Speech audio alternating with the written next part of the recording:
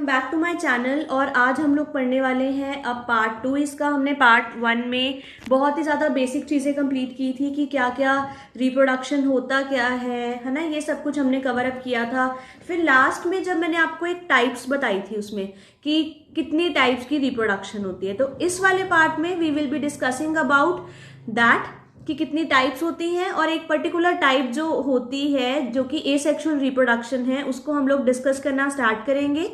और उसकी आगे फर्दर टाइप्स होती है, उसके करेक्टरिस्टिक्स होते हैं, वो सब कुछ हम लोग इसमें कवर करेंगे। So the topics that we are going to do in this part are types of reproduction, है ना, वो हम लोगों ने की थी, वो थोड़ा सा आपको जिस दूंगी दोबारा से। एसेक्सुअल रिप्रोडक्शन, राइट, कि एसेक्सुअल जो रिप्रोडक्शन है वो क्या होती है। Then characteristics of asexual reproduction, कि करेक्टरिस्टिक्स क्या होते हैं।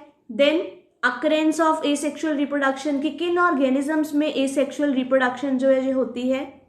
Next is types of asexual reproduction. Types of asexual reproduction के आगे आगे टाइप्स बताऊंगी, और उस पर्टिकुलर टाइप में सबसे पहला जो हमारा टाइप आएगा उसको मैं ज्यादा क्लैरिटी से इस वाले पार्ट में कराऊंगी। नेक्स्ट वाले पार्ट में आगे आगे हम लोग देखेंगे, ठीक है। सो फर्स्ट ऑफ ऑल, अगर आप लोगों को ये लेक्चर सारे के सारे देखने हैं and it is really a free of cost, और ऐसा कुछ नहीं है इसमें कि कुछ आपको नीट पॉइंट ऑफ व्यू से कम लगेगा या फिर आपके जो सिलेबस होता है सीबीएसई वाला उससे कुछ कम लगेगा। आपको साथ साथ में नोट्स भी हैं कि आप साथ साथ में लिख भी सकते हो और समझ भी सकते हो। So it is a plus point for you. So for this do subscribe, like and share as much as you can, ताकि हम लोग सबकी हेल्प कर पाएँ कुछ ना कुछ सीखने के लिए, right.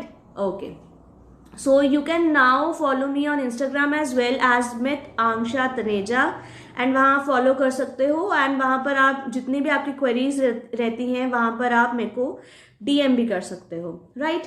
Okay, so coming back to our topic. So first of all we have learn that types of reproduction दो तरह की हमने पढ़ी थी, है ना। एक होती है asexual reproduction and the other one is sexual, है ना, asexual and sexual reproduction.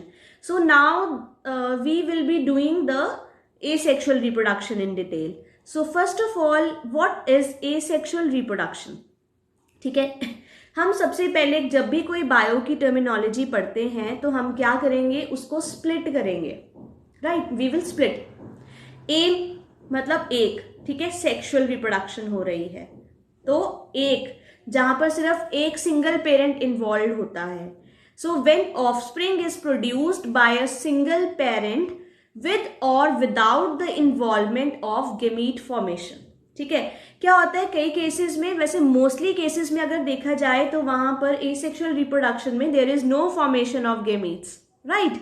But as you know, biology is a science of exceptions, right. So in some of the cases we will be watching this thing कि वहां पर there is the involvement of gametes also, gamete formation is seen over there, right. तो हमने उस सब exceptions को पूरा करते हुए, सब कुछ करते हुए हमने जो अपनी definition पूरी की पूरी complete out की है वो क्या है, when offspring is produced by a single parent with or without involvement of gamete formation, it is known as asexual reproduction. Okay. One thing more is there, clones are produced in this case, ठीक है। अब single parent है, ठीक है, there is no मतलब दो नहीं है। जैसे अगर हम ह्यूमन रिप्रोडक्शन की बात करते हैं वो सेक्सुअल रिप्रोडक्शन में आ जाती है, उसमें एक मेल चाहिए एक फीमेल चाहिए। But in this case of asexual reproduction we only need single parent, right, सिर्फ एक सिंगल पेरेंट चाहिए। तो वो जो सिंगल पेरेंट होगा वही जेनेटिक मटेरियल जो है वो आगे ट्रांसफर करता है अपने ऑफस्प्रिंग्स में, ठीक है। तो clones are produced in this case. अच्छा, और एक चीज आती है कि जो एसेक्सुअल रिप्रोडक्शन होती है हमारी, है ना, जो एसेक्सुअल रिप्रोडक्शन होती है उसके जो जितने ज्यादा ऑर्गेनिजम्स होते हैं वो इमॉर्टल होते हैं। इमॉर्टल इन द सेंस कि वो कभी नहीं मरते। क्यों नहीं मरते? क्योंकि एक सिंगल पेरेंट है, वही डिवाइड कर रहा है और वो दो उसी से ऑर्गेनिजम्स बन रहे हैं, है ना, उसी चीज से ही दो ऑर्गेनिजम्स बन रहे हैं। तो इसको बोल दिया जाता है इमॉर्टल इन नेचर, मतलब वो अमर है एक तरह के, वो मरते ही नहीं है क्योंकि वो बॉडी तो मर ही नहीं रही पेरेंट की, वही बस डिवाइड करके और डॉटर इंडिविजुअल्स बना रही है ना। तो इसलिए clones are produced in this case, मतलब बिल्कुल हूबहू सिमिलर अपने पेरेंट्स की तरह होते हैं। जबकि अगर आप सेक्सुअल रिप्रोडक्शन की बात करते हो तो आपको तो पता ही है कि हम अपने मम्मा पापा से आए हैं, तो there is a process of sexual reproduction और हम बिल्कुल डिफरेंट लगते हैं। हाँ, कुछ करेक्टरिस्टिक्स हम लोगों के मैच कर जाते हैं, है ना, कई बार फेस कट मैच करता है, कभी कुछ मैच करता है। तो इस वाले के केस में ऐसा नहीं होता, यहाँ पर सब कुछ मैच करता है। Clones are produced in this case. Okay, I want to say one thing more कि ये जो हमारा, मैंने वैसे 12th क्लास का जो सिलेबस है CBSE का, वो कंप्लीट आउट कर रही हूँ अच्छी तरह से मैं। तो आप लोगों को मैं रिकमेंड करती हूँ कि अगर आप बुक ले सकते हो तो आप वो वाली साथ में बुक भी ले सकते हो। अगर आप उसके साथ टैली करोगे तो मैं आपको हूबहू उस बुक में से भी करा रही हूँ, साथ साथ में पूरा कंप्लीट आउट करवा रही हूँ, ताकि आपको नीट में भी कोई प्रॉब्लम ना आए जब आप मेडिकल एंट्रेंस एग्जाम्स देते हो। एम्स के लिए भी बहुत ज़्यादा अच्छा है। और ये जो ऐसे टॉपिक्स है ना, रिप्रोडक्शन वगैरह, ये सब कुछ ये आपके +1 में भी चलते हैं, 10th में भी चलते हैं, 9th में भी चलते हैं, है ना। तो कई बार 8th 7th में भी आपको ये वाली छोटी छोटी चीज़ें तो बताई जाती हैं। तो उन सब के लिए भी जो मतलब ये पर्टिकुलर टॉपिक्स ढूंढ रहे हैं, उन सब के लिए भी बहुत ज़्यादा बेनिफिशियल रहेगा। So share as much as you can, because काफ़ी सारे लोग होते हैं वो मतलब पैसे नहीं दे पाते और पढ़ नहीं पाते अच्छी तरह से, क्योंकि वो ट्यूशन्स अफोर्ड नहीं करते। तो उनके लिए एक टाइप का फ्री काम है ये बिल्कुल। तो आई होप कि आप जितना ज़्यादा शेयर करोगे उतना ही ज़्यादा ये बेनिफिशियल रहेगा। Okay, so next is characteristics of the asexual reproduction. So what are the characteristics of asexual reproduction? Characteristics हम दो तो खुद भी लिख सकते हैं कि इसमें एक सिंगल पेरेंट इन्वॉल्व है, right? Single parent is involve. Single parent involve है तो यूनिपेरेंटल इन नेचर, ठीक है। यूनि मतलब वन, यूनिपेरेंटल इन नेचर, तो सिंगल पेरेंट इन्वॉल्व है इसमें। इसमें गेमीट्स फॉर्म नहीं होती, बट हमने डेफिनेशन में लिखा कि कई जगह हो भी जाती है, there is involvement of the gamete formation. But मैंने आपको बताया exceptions are always over there, right. But हमने जब करेक्टर्स में चीजें लिखनी होती हैं तब हम हमेशा ज्यादातर लिखते हैं जो मोस्टली अकरिंग हैं, ठीक है, मोस्ट कॉमन वाली जो चीजें हैं। तो कॉमन वाली चीजें कौन सी हैं कि जो गेमीट्स होते हैं वो फॉर्म नहीं होती, ठीक है। There is no fertilisation, mitotic cell division होगी इसमें, ठीक है। मियोसिस नहीं होती है, बहुत रेयर चांस होगा जिसमें हो, पर नहीं होती, ना के बराबर। हमने क्या लिखना है? Mitotic cell division takes place. Multiplication occurs rapidly, बहुत रैपिडली डिवाइड करता है, बहुत ज्यादा, ठीक है। एक ऑर्गेनिज्म से कितने सारे ऑर्गेनिज्म एक टाइम पे बन जाते हैं, ठीक है। तो ये मल्टीप्लीकेशन अकर्स रैपिडली। तो ये सब जो चीजें होती है नीट में छोटे छोटे पॉइंट ऑफ व्यू से काफी ज्यादा आती है। अगर आप थ्योरी को बहुत डीपली स्टडी कर लोगे बायो के केस में, देन आप कोई भी क्वेश्चन सॉल्व कर सकते हो, राइट। क्या होता है, कई बार हम सिर्फ MCQs वाली कोई बुक पकड़ लेते हैं, कभी अरिहंत की, कभी किसी की पकड़ ली कि हाँ भी इसमें से क्वेश्चंस आते हैं। ऐसा कुछ भी नहीं होता। जब थ्योरी क्लियर नहीं होगी, जब आपने थ्योरी पढ़ी नहीं होगी अच्छी तरह से, तो आप जितने सारे क्वेश्चंस होंगे उसके रट्टा भी मार लोगे तो उसको कोई फायदा नहीं होगा, वो नहीं आने वाले सेम, ठीक है। हाँ, कई क्वेश्चंस मैच कर सकते हैं बट मोस्टली नहीं मैच करते, right. If you know the theory very well, you can only then be more efficient to do that task, right. इसलिए इसको अच्छी तरह से पढ़ो। और इसके अंदर भी आपको काफ़ी मटेरियल जो लिख के इसी को एक्सप्लेन करके जो मैं आपको समझा रही हूँ, आप इसके साथ साथ लिख सकते हो अगर आपको जब CBSE का एग्जाम आता है, right. So this is clear. Single parent is involve, that means uniparental in nature. Gametes are not formed because we are considering the most common cases, right? No fertilization took place, right? Because only single parent is involved, that is why there is no fertilization. Mitotic cell division, right? Clones are formed in this case and multiplication occurs rapidly. ठीक है, हो गया clear? चलो next पे चलते हैं। Occurrence. Now asexual reproduction जो है वो कहाँ कहाँ पर हमें देखने को मिलती है, किन ऑर्गेनिजम्स में देखने को मिलती है? So mostly it is seen in the unicellular organisms, जैसे कि मोनेरा होता है, प्रोटिस्टा होता है, तो उनको मोनेरन्स बोल देते हैं उनके ग्रुप को, प्रोटिस्टेंट्स बोल देते हैं उनके ग्रुप को, है ना। तो उनमें ही हमें मिलती है and it is absent in the higher vertebrates and all the vertebrates, ठीक है, उनमें ही एब्सेंट होती है। But exceptions are always there, कई कई केसेस में हो भी जाती है बट बहुत रेयर, ना के बराबर। बट हमने कॉमन वाला यहाँ पढ़ना है, ठीक है, done, okay. So next is types of asexual reproduction. Types of asexual reproduction में क्या क्या आएगा? एक होती है फिशन, एक होती है budding, fragmentation, गैमे, regeneration, spore formation जिसको हम स्पोरुलेशन भी बोलते हैं, एंड वेजिटेटिव प्रोपगेशन. ये सब कुछ होती है. ठीक है, तो ये सारी की सारी जो टाइप्स हैं हम आगे आने वाले पार्ट्स में कंप्लीट करेंगे. बट इस पार्ट में हम we will be focusing on the fission only. Right, we will be focusing on the fission only. Fission पे हम कंसिडर करेंगे.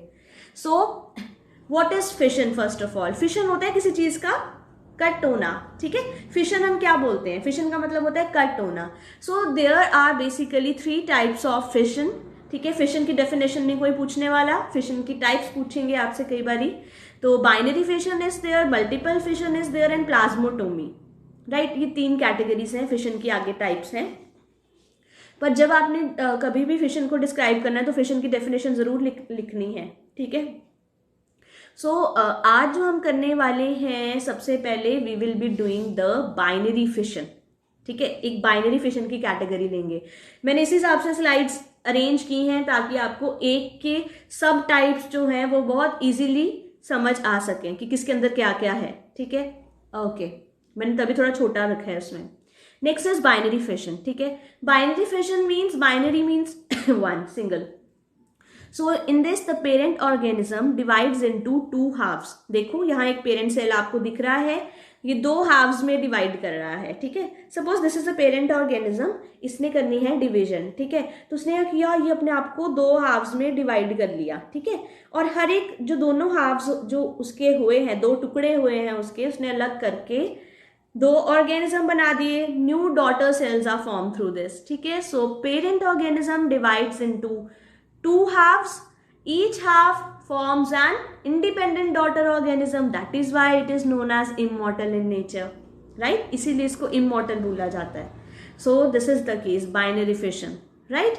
तो इससे आप समझ सकते हो अच्छी तरह से binary fission क्या है. अब हमने करना है types of binary fission. ठीक है, अब इसकी भी आगे आपको types करनी है. Types of binary fission में we have simple binary fission, जो हमने अभी देखी वो सिंपल वाली थी. Longitudinal binary fission, transverse binary fission, and oblique binary fission. अब ये क्या होती हैं वो सब हम लोग कंप्लीट करेंगे एक एक करके. So first is simple binary fission that we have seen in the case before also. Right, तो ये एक इरेगुलर बाइनरी फिशन है. ठीक है, मतलब किसी भी जगह से फिशन हो सकती है, कटिंग हो सकती है किसी भी जगह से ऑर्गेनिजम्स की. ठीक है, and it can occur through any plane. ठीक है, बेशक ये वाला प्लेन है, ये वाला प्लेन है, ये वाला प्लेन है, ये वाला प्लेन है, कई जगह से भी ऑर्गेनिज्म अपने आप को साइड मतलब कि डिवाइड करके, फिशन करके वो क्या बना रहा है, daughter cells, new daughter cells are form through this. So this case is seen in the case of amoeba.